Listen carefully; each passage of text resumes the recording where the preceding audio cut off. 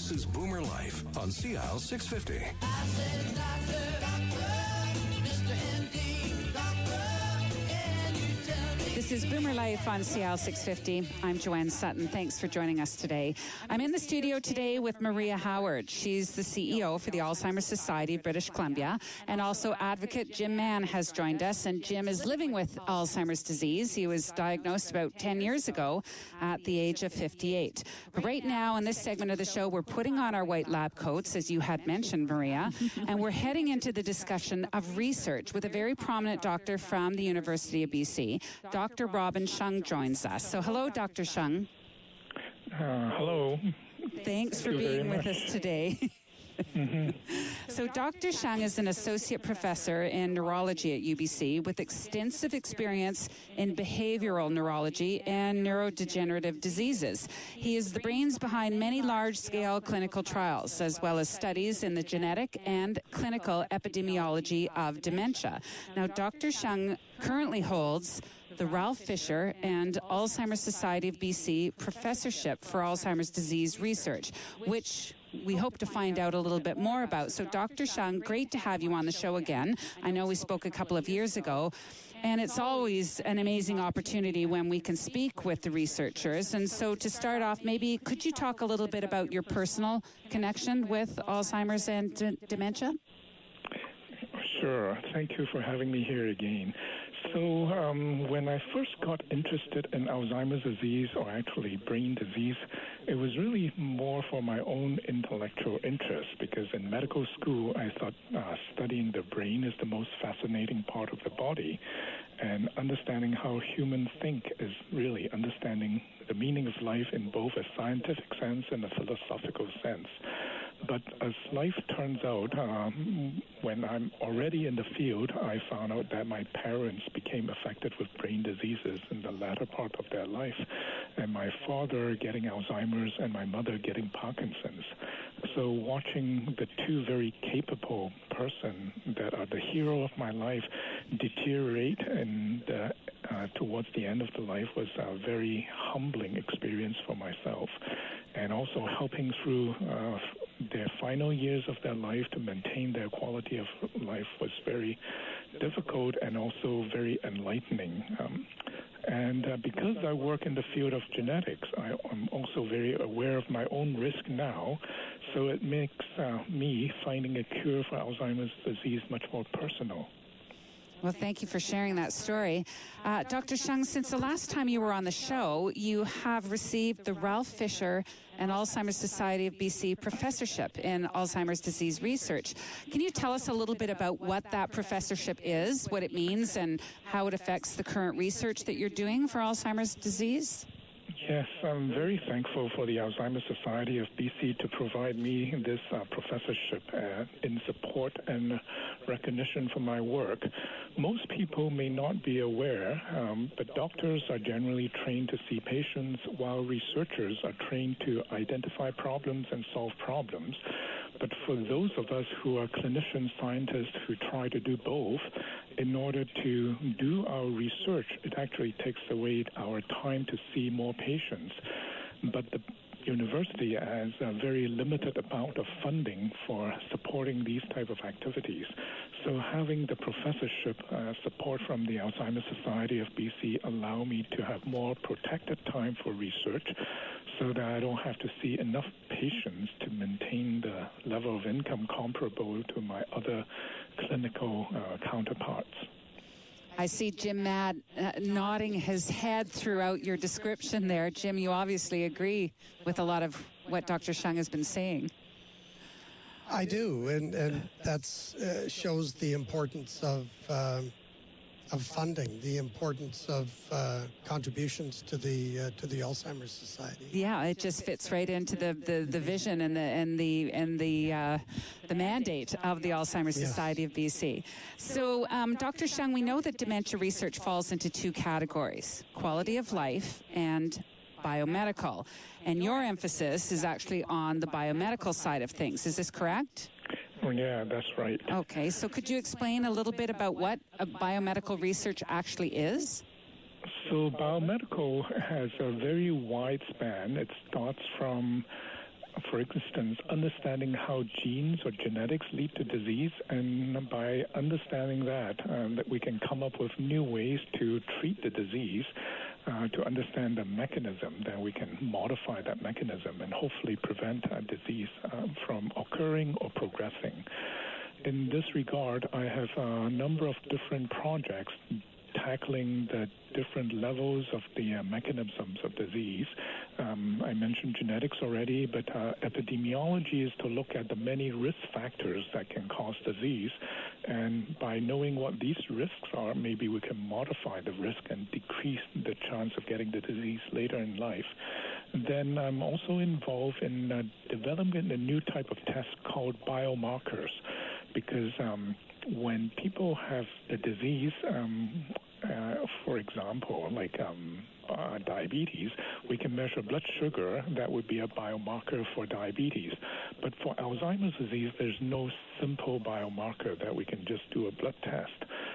And usually we do a lot of memory tests and compare their memory to what they were like before by looking at their life history and see if it's a significant change.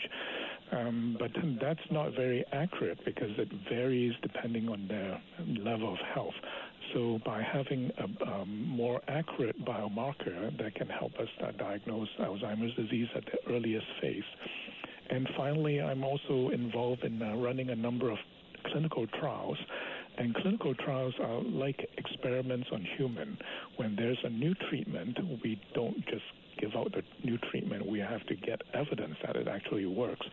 So we run clinical trials and try out these new therapy on patients affected by the disease and see whether the therapy is actually helpful.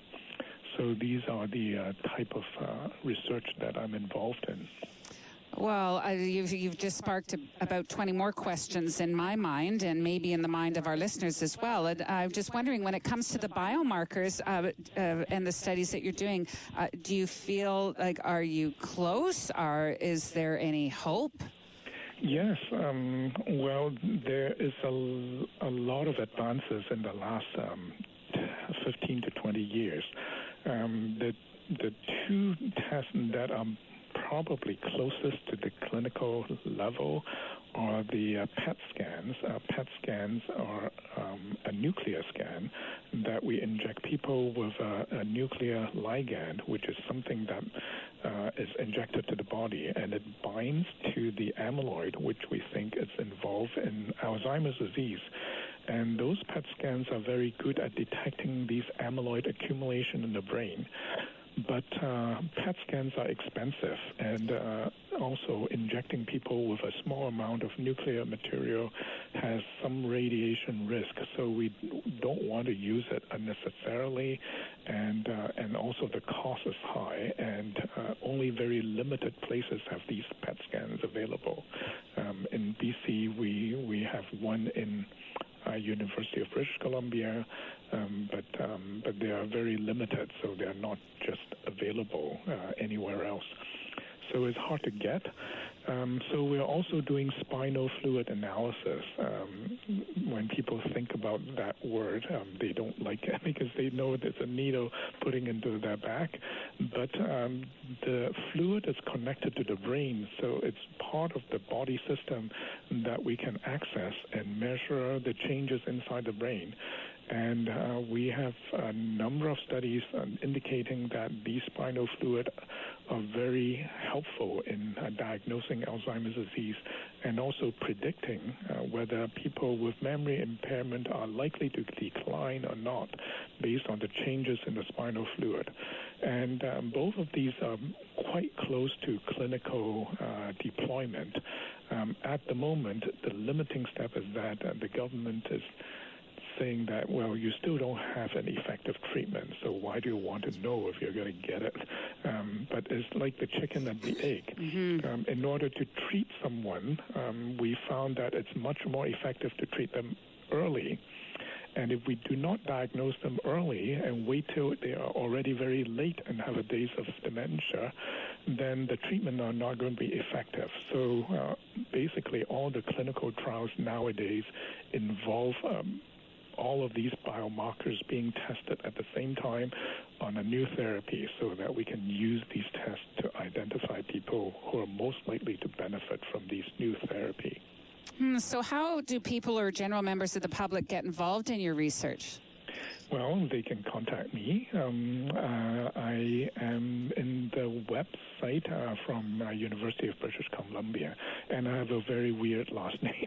So if they just search for my last name, HSIUNG, and University of British Columbia, they should be able to find me in the clinic. But the clinic also have their own website. It's called card.centerforbrainhealth.ca. CARD stands for Clinic for Alzheimer's and Related Dementia. CARD, C-A-R-D. And of course, for those of you listening, you could always call the radio station, or you can also call the Alzheimer's Society, and we'll definitely pass on the information about getting in touch with Dr. Shung. So there's just some fascinating information there, Dr. Shung. You also mentioned about epidemiology, and you were identifying or trying to identify different risk factors. What are examples of those risk factors? Well, it is now quite well known that risk factors for heart disease are also bad for the brain. So high blood pressure, high cholesterol, high blood sugar, all these are bad for the heart, but it's also bad for the brain because when the blood vessels are getting clogged up, they are not getting all the nutrients sent to the brain, and that is related to the risk of getting dementia. So we should be aware of that, avoid getting heart disease. That is also protecting for the brain. Also, regular exercise, both aerobic and resistance. That means lifting a bit of weight. A combination of exercise are also good for maintaining brain health. So I would recommend anyone listening to just exercise and watch out for these cardiovascular risks. Oh, thanks for those points. Is there anything else that you wanted to share with us, Dr. Shung? I'd just like to thank you again for the opportunity to let me publicize some of our work, and also for the Alzheimer's Society of BC support for their professorship. Thank you very much for all the work that you do and for your contributions to the show today. Thanks for calling in. Thank you. Bye. That's Dr. Robin Shung from UBC, and he holds the Ralph Fisher and Alzheimer's Society of BC professorship in Alzheimer's disease research, and I know we haven't heard the last of him. This is Boomer Life. We're talking about behavioral research in Alzheimer's disease next with Dr. Stuart McDonald right here on CL 650. Celebrating the baby boomer lifestyle. This is Boomer Life on CL 650.